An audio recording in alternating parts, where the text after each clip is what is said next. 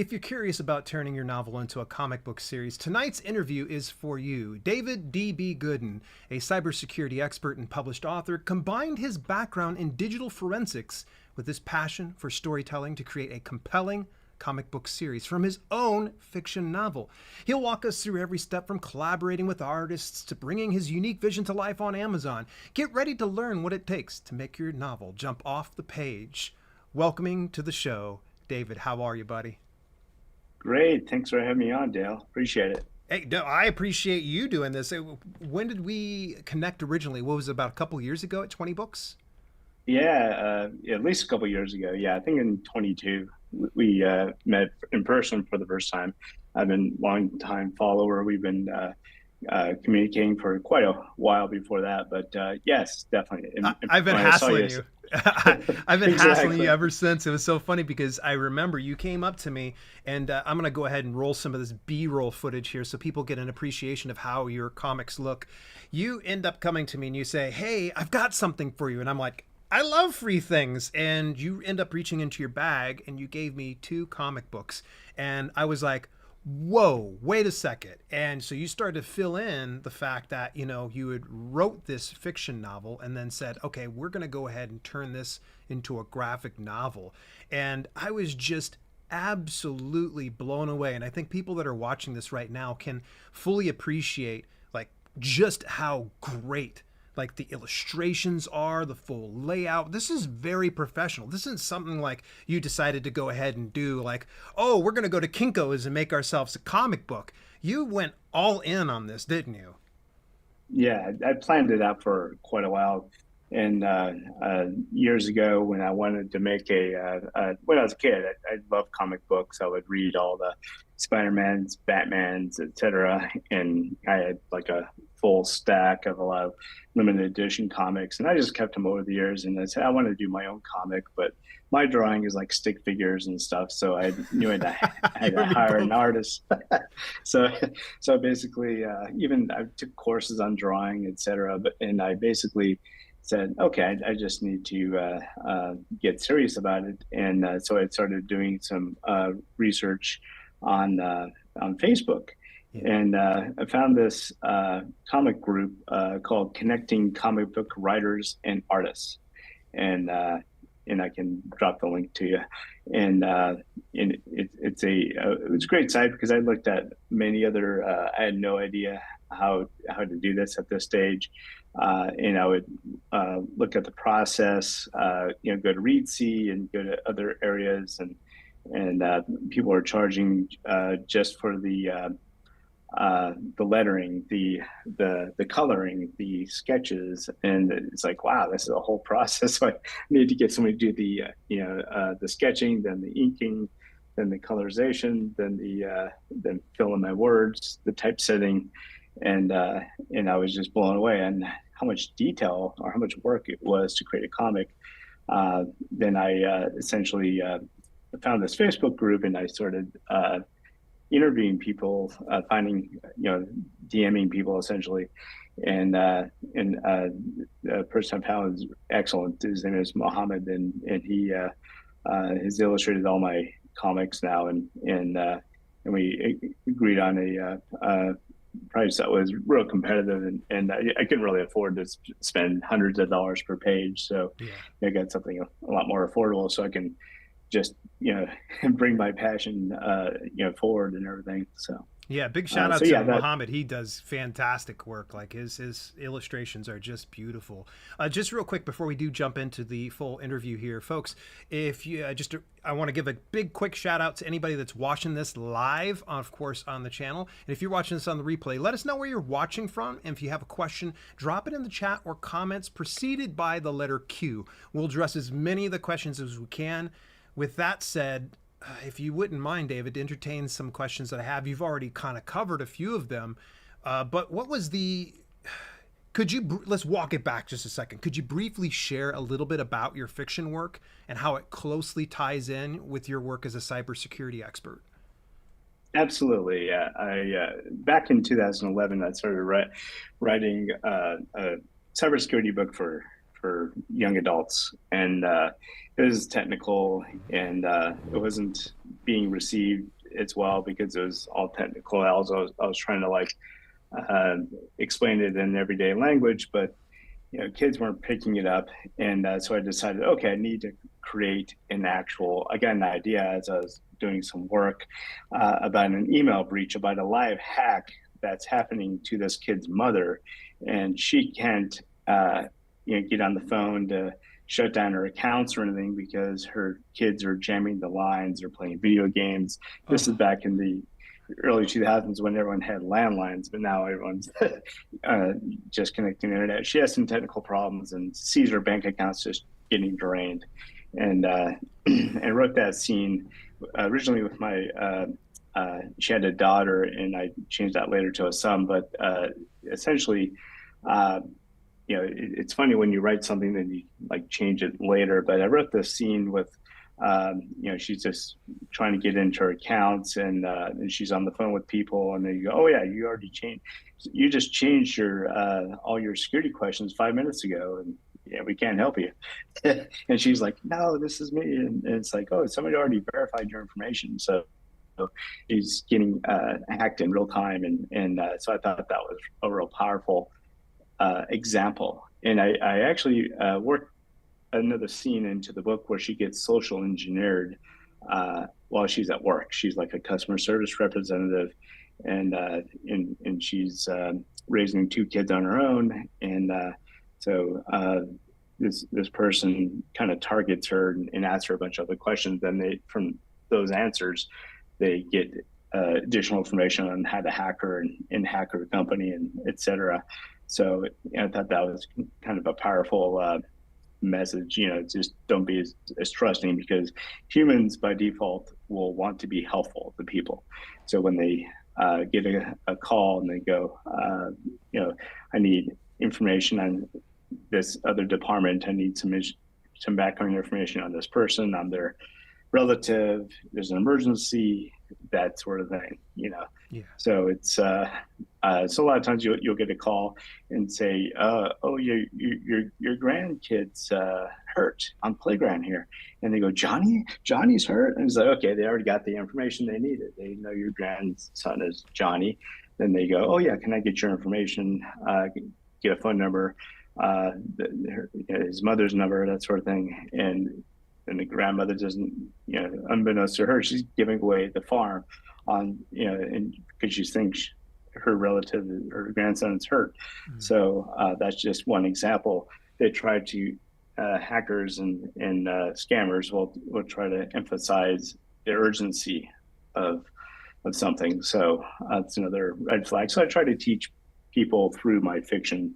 And as I was writing the Cyber Team project books, I was actually putting a lot of code that's real attack code, but I changed it so it wouldn't work.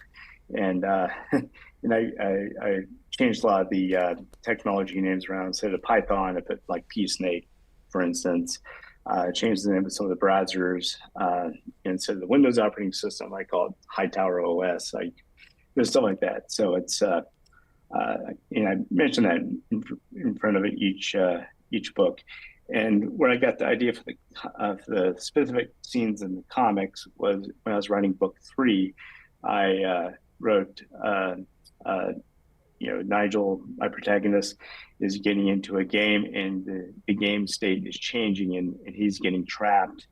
And so I kind of visualized that with the comic because I thought it was a perfect way to visualize, because I saw everything in vivid colors. I'm writing it, but I wanted other people to see what I was seeing when I was writing that story. Yeah. And Mohammed helped me kind of visualize that as well. And he even came up, because I gave me like a whole scene to go from. Yeah. And he actually brought back pages that were just like, wow, that's exactly what I was thinking on that. So Very and then cool. later we expanded that comic. By the way, I have 5 more pages that I added onto that comic that you have as well. Okay, I just need so to get them. books 1 Yeah, and 2. So now I've got a collector's item now. Yeah.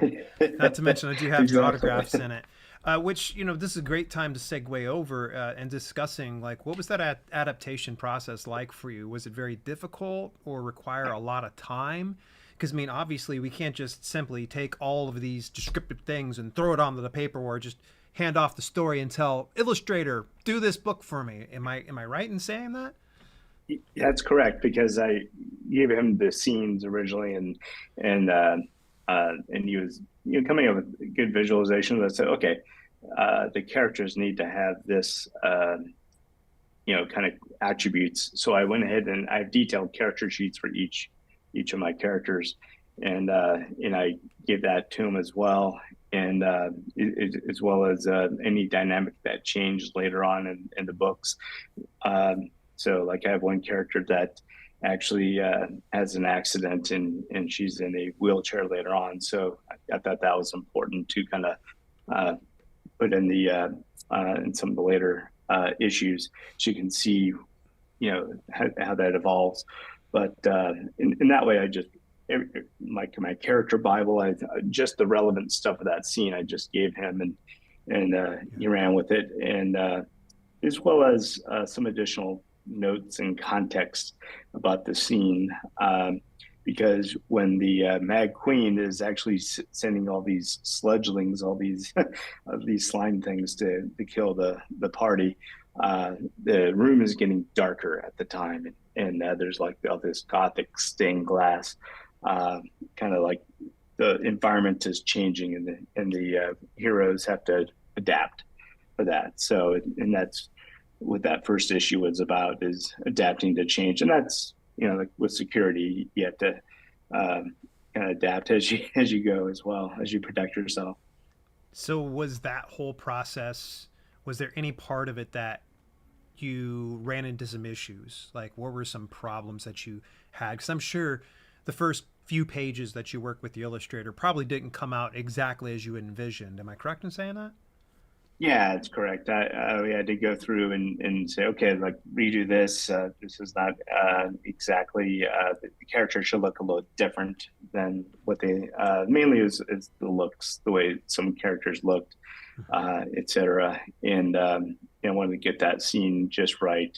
And there's some like blood in some of the other scenes, but I didn't want to like overly bloody. It's like a teen for teens, right? It's not Right. You didn't like want to a go too like a horror. gory. Right. No, no, exactly. I wanted to emphasize the point without having to go over the top with that. And mainly, he did a great job at. I didn't have to do too much of that. He pretty much knew what I was after we communicated a while with on Messenger and whatnot. He just got it for the most part. There's a couple of things I hadn't changed, but there wasn't a lot of stuff that needed to be changed, if that makes sense. Yeah. So he probably Mainly had the some good story. Yeah, intuition when he was putting this stuff together then. absolutely. He picked up on all my cues, and pretty much his intuition was spot on. But there's some minor changes, but nothing real major we had to change other than what I mentioned. Didn't have to really like throw out entire sheets of paper, be like, no, that's not it. No. Screw that, Muhammad. You're not even doing it right. And here's the $1 million question. I think everybody's going to be curious. Like, how did you find such an affordable artist in Illustrator? Was that a hard process? Did you have to vet through a list of artists, or was this like the first person you saw and it just worked out beautifully? I went through a number of artists before I settled on Muhammad. I went to several different platforms. I went to like Reedsy. I went to then after I wasn't getting the traction there. Their work was brilliant. It was like really beautiful art, but their prices were like they're saying, okay, we're award-winning artists, we're going to charge award-winning prices, and I couldn't afford 500 per page, so I just basically had to respectfully decline and just look to other areas. Then I found some books on Amazon, and they're kind of giving you like a overall process. Then I finally settled on Facebook, and I found several sites, and the one that was helpful and where I found Muhammad was this group called Connecting Comic Book Writers and Artists, and and Yeah. I dropped the link to you. Essentially, it's was the only one that it's like they're real people, real artists and writers, and they're just trying to make their comics happen. And it seemed to me more organic, more like real people working with each other, not like someone trying to sell their wares or anything like that. It was more, Yeah.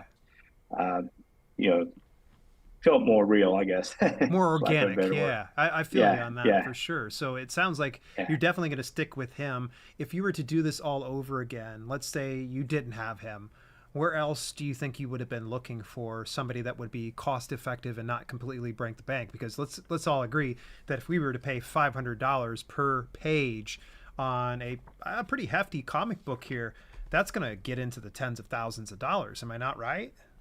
Oh yeah, easily because average comics 24 pages, and some are longer, some are shorter. But and also that's not including the printer. And I didn't realize you need a certain like even number of pages for the printer, and you need to account for the cover and everything else. So it's like the 24 pages ballooned to like 32 anyway because I had to make sure that there's a front and back cover. And Muhammad did both, and on the inside there's like a little page about the Cyber Project series, and he did that for me. And he did a lot of extras, a lot of stuff that he didn't have to. He just and he created these little promos for me to put on Facebook and stuff. And uh, and I use some of that for A+ content. And so yeah, and he also gave me the which I used as bonuses and some of the I think the first comic, the black and white pages as well. Yeah. So if you wanted to create like a coloring book or something, I could do that, but I never ended up doing that. But I think I included it with the digital copy of the first edition of the Kindle version for that. But yeah, so other areas I would look is probably like Fiverr, and I had looked at Fiverr before when I was wanting to do like a audio like production with multiple narrators and stuff. Mm-hmm. I wanted to do like a radio production. That was another thing I always wanted to do, and I never really did it. But I'd probably look in those other areas. I can't think of any others that I went out and looked at, but those are the main ones. So you said a couple of them that I figured probably would be something somewhere where I'd look. I'm curious though, like from start to finish. Let's say I would say probably it was the worst case scenario be comic book number one. How long was it from start to finish for you to produce that entire comic book? Oh, let's see. At least collaboration wise, it took 6 to 8 months going through and finishing it all. And once I had all the pages and everything, it took me even a couple months to kind of figure out what I was going to do with them because I Yeah. had all uh, the color pages, and he gave me a print as well as web versions of that. And so I went ahead and started going to Vellum, and okay, that didn't work because it didn't quite work as well. Then I tried Kindle Create, and that worked great until there's some of the pages where some of the characters like hands are outside the frame a little bit, and Kindle Create hated that. So they want Kindle Create wanted to go and if you have just boxes, it works well. Then you can zoom in as you're flipping through the comic on Kindle. You can do that. Since I wanted to go wide with it, I ended up doing a combination of PDF Creator. I went to Canva. I started to mess around with that, and I ended up doing two things. I went to uh, use my Adobe account and created a PDF, and from some of the graphics I had from Canva or some extra stuff I put in there, I kind of framed the pages in Canva because they came out a little bit better. Then I finally ended up assembling it all in Vellum and threw it into um, Kindle that way. But I wasn't entirely as happy about that because you have to like zoom up the comic more on the ebook side. So I don't really charge a lot for the ebook version because I'm not still not as happy with that version. So I'm probably going to go back and redo it with uh, the latest version of Kindle Create. I have some some better features where I can actually uh, zoom that in a little bit better. And Yeah. but I was happy with that result. But that doesn't translate to other platforms as a problem. It only works with like That's Amazon. true. KPF. I didn't even think about Yeah, that since it's so limiting. So what did you do to accommodate the other platforms then? I just made the PDFs a little bit.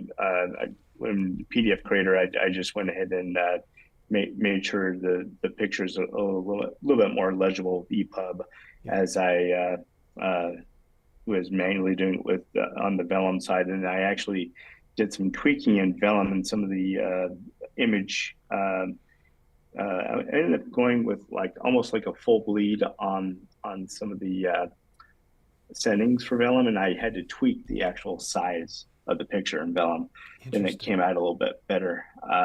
It just took a lot of trial and error to get it to where I wanted it, but the print copy was actually the best. To create the print copy, I went ahead and went to Adobe, Acrobat, the full version, and Yeah. just assembled it there. Then I sent it to the printer. They had a formatting guide where I had to like put it inside their guidelines. I did that and resaved it, uploaded it, and printed in 100 copies in no time. And the printing, it was actually easier than the ebook. Really? And That's yeah, that's a because stark contrast to what we're used to, in self-publishing. Ebooks typically has always been the easier thing versus print because it's a little bit more detailed. But it sounds like you had some tech struggles and issues as you're kind of going through. Have you been able to iron that out since? Because I know you've done. Have you done more than just these two comics that I have so far? I could swear you told me you were working on one or had some. yes, I've done several more. I Okay. haven't published any. I have another series. I did some pages for that special edition. I have another series called Interstellar Online, which is a kind of like a sci-fi comedy. Actually, I created some additional pages for about 10, I think, total, and put them in a special edition book that I had, and it came out okay, but I wasn't as happy with it, so I never published the. I did publish the ebook for a while, then I took it down because I wanted to do some more tweaks and republish it. The size was getting too big too. That was another challenge was the size. File size And sometimes can yeah, kill your earnings, right?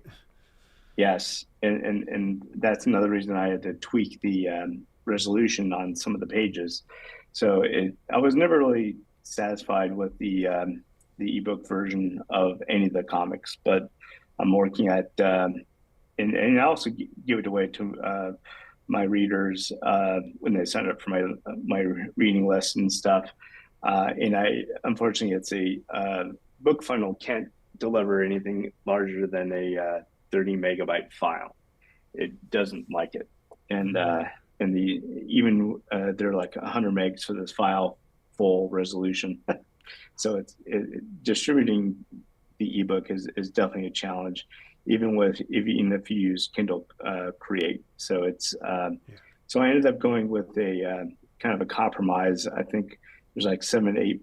I can't remember what the size is now on KDP, but I think it's like around 7 to 10 megabytes still on the Amazon side when you try to download it. So I just and they won't let me charge 99 cents for the book, so I have to charge No. at least $1.99. Yep. I learned that stuff the hard way with my fitness books. I had a lot of graphics in the inside, and it was a very heavy book. And so, yeah, I tried to kick it down to 99 cents one time. They're like, yeah, no, you can't do that. Exactly. But I was able to on different sites. I think Kobo and I think Google and a few of those other sites. I was allowed to. I think with Drafted Digital, I was able to get it down to 99 cents for everything but Amazon. So, Yeah. because the way I distribute the books is I have my KDP account, then I have my separate Kobo account, then I have Drafted Digital for everything else. Not usually in Google, it's separate from that, but it generally works pretty well. It sounds like almost the same process that I go through for publishing wide.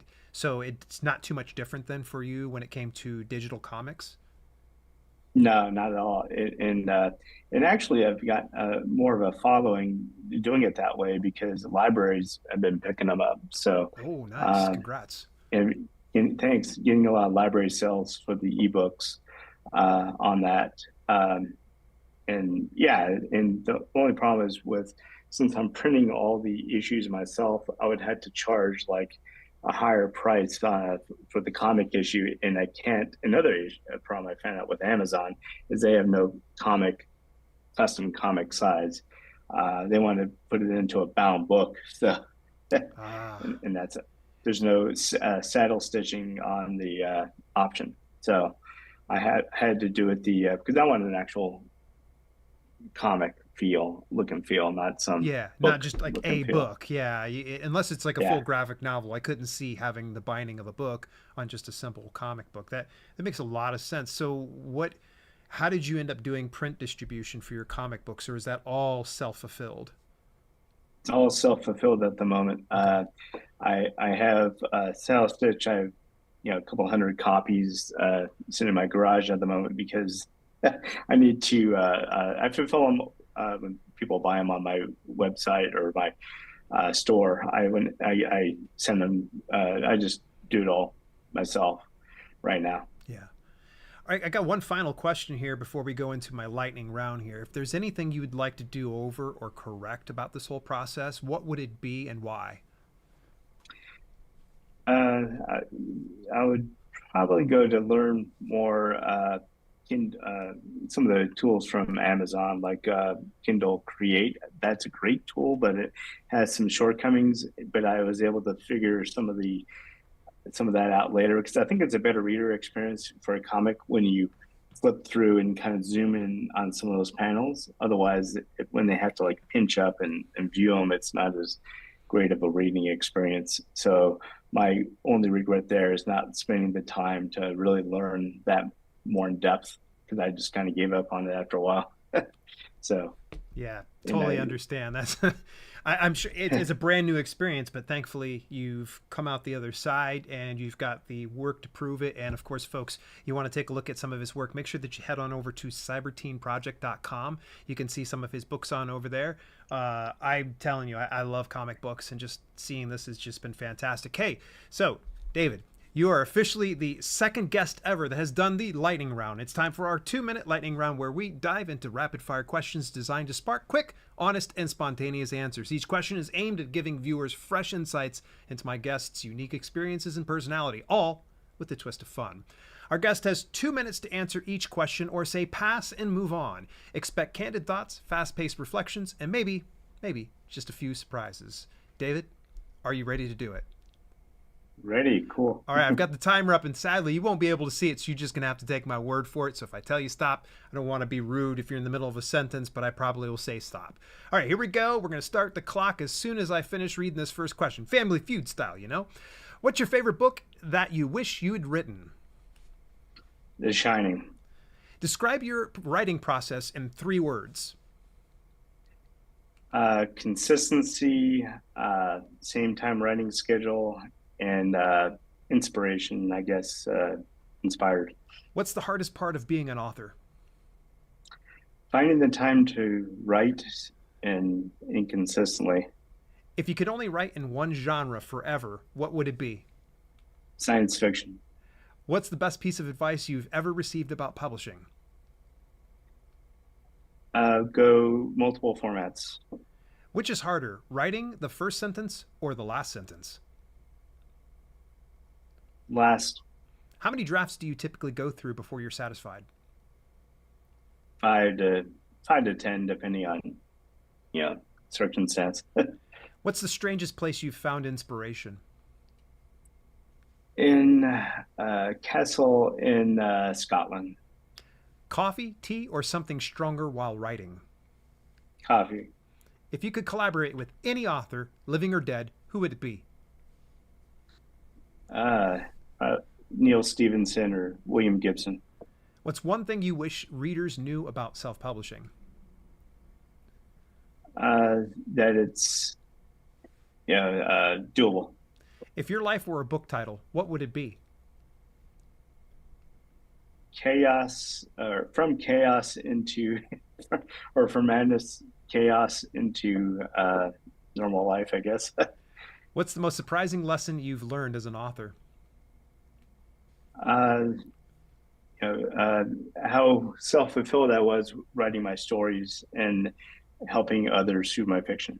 One word to describe your relationship with deadlines. Stressful but achievable, I guess, or achievable.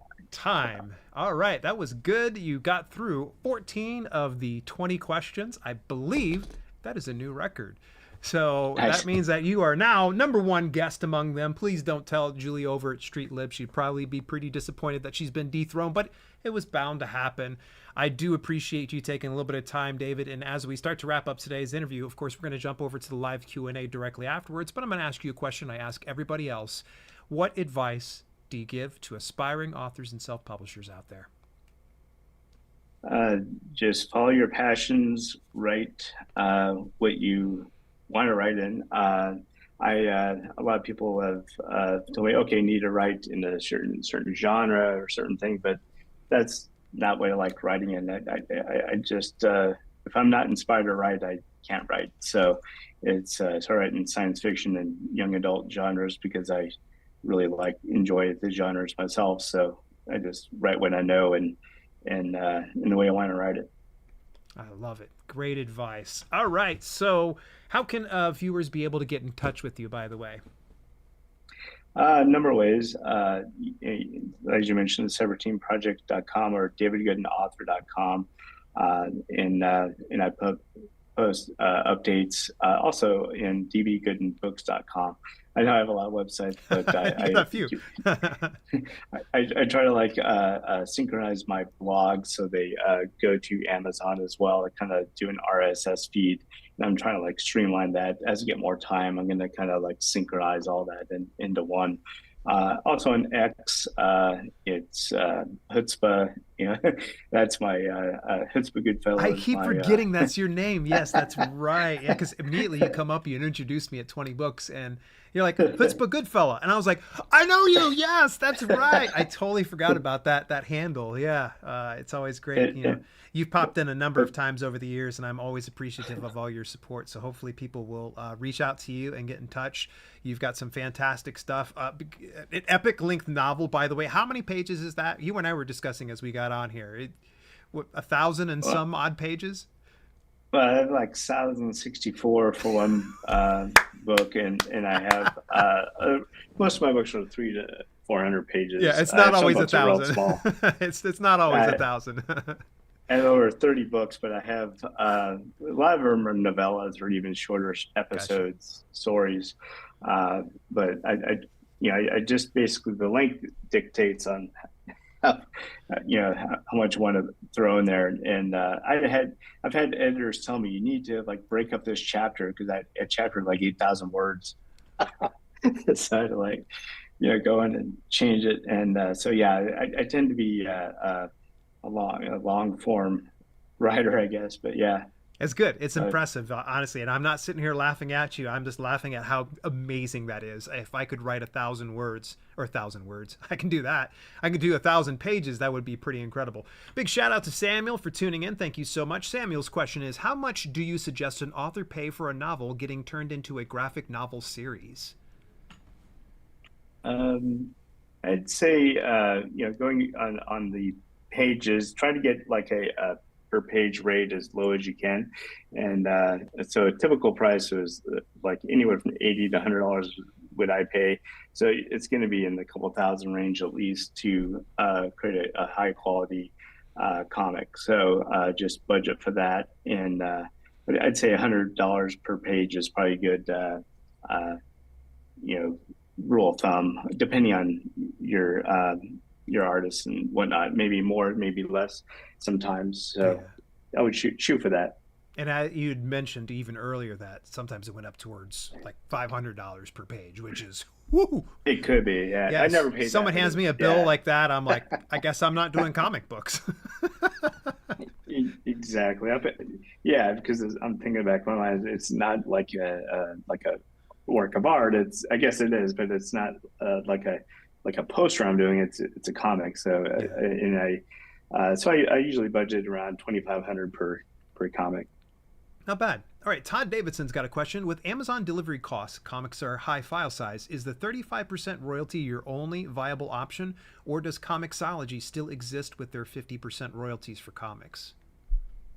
It's Yeah, it's a good question with the Comixology. At the time, I was they had their own set, but pretty much they had their own requirements. And actually, I forgot to mention this earlier. I was actually going through, and they had a whole list of criterion for that. But I think it's just KDP now. I don't think Comixology is has their own onboarding. I may be wrong about that, but I just use KDP, and you have to charge at least $2.99 to get the 70% royalty. Yeah. So it's a bit tough with comics, to be honest, because you're not going to make money with page reads, and so so yeah, it's a bit tough. I would recommend just doing $2.99 and just having like a 24 page comic, and usually that usually works for me. But a lot of times I just try to get out there as inexpensively for readers as possible, because a lot of them are young adults and they don't have a lot of money.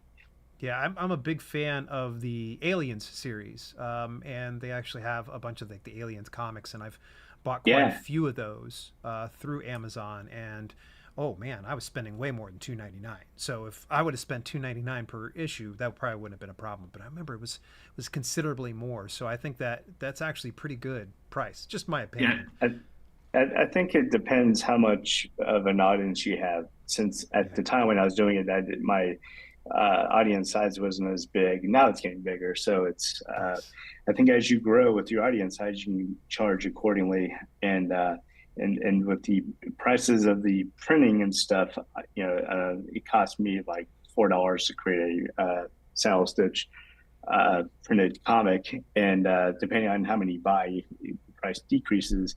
But if you just want like 100 unit run, it's around $4.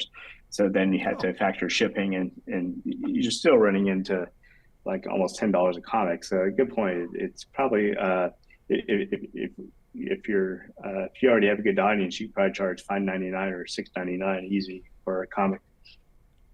yeah. All right. L. Ron Humperdinck says, Thank you so much for tuning in, L. Ron. Todd Davidson says, watching from Apex, North Carolina. Butcher Respawn says, sup, homies. I like the blur filter and have the focus on the person only. I need to do that.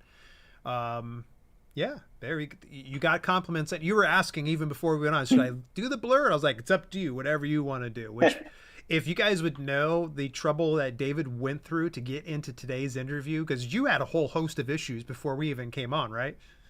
Yeah, and hardware failure on my router. It's home Gosh, yeah. router. And he gets a hold of me, and I'm like, no, we're going to cancel it first. But then it looks like we went ahead, got through with it. Richard Del Connor says, I just got here. I'd love to turn some of my screenplays into comic books or graphic novels. Nice. Mary Kay says, hey, Dale, watching from Toronto. Big shout out to my Canadian folks up there. I was told that an epic poem had to have 10,000 words, so I've got a dozen epic poems. Nice. And then Susan Montgomery says, my illustration style lends itself well to the graphic novel style, so I've debated on writing another more illustrated memoir. That is really, really cool. Thank you so much for tuning in. I do appreciate that. If there are any other questions, folks, make sure that you load us up with those things. In the meantime, when can we expect to see your next comic book come out, David? Sometime next year. I have Okay. several that I'm working on right now. Actually, with a new series I'm publishing next month. It's called Pulverize. It's the female protagonist in the young adult genre, and I'm actually finished the first almost two books, but I'm actually working on the comic for book one right now, and that will be, I'd say, March by the time I finish it. So hopefully it's spring. Nice, good stuff. And I know that you also said that there's going to be something on the nonfiction side of things going into later into 2025. Do you care to share it all, or is that you have a Yeah, closed lid on it? absolutely. Yeah, no, actually, it's not top secret. I published my first cybersecurity nonfiction this year called Digital Fortress, and my follow-up to that is protecting digital assets, which is the whole gambit of digital assets like domains, NFTs, crypto, etc. Anything digitally that you want to protect, even like Twitter handles and whatnot, even your phone. So I'm actually going through and I spent a lot of time writing it, and I'm kind of in the editing stages of that. So hopefully by the end of the year, I'll have that published. Please, I hope that you circle back around to me because I think this is great advice that people could all use, whether you're a self-published author or an aspiring author. So that would be fantastic. So thank you so much, David. I do appreciate your time. Again, folks, make sure that you go over, check him out over at cyberteenproject.com. We also got a couple other links inside the description down below.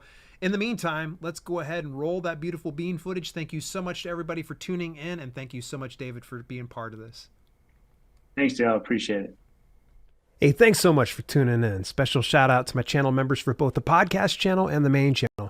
Without your support, some projects we do at Self-Publishing with Dale would be much harder to fund. If you want to contribute to the cause, visit dalelinks.com/memberships for details and get your on-screen shout out at the end of each broadcast. Till later, this has been Self-Publishing with Dale, and I'll see you soon.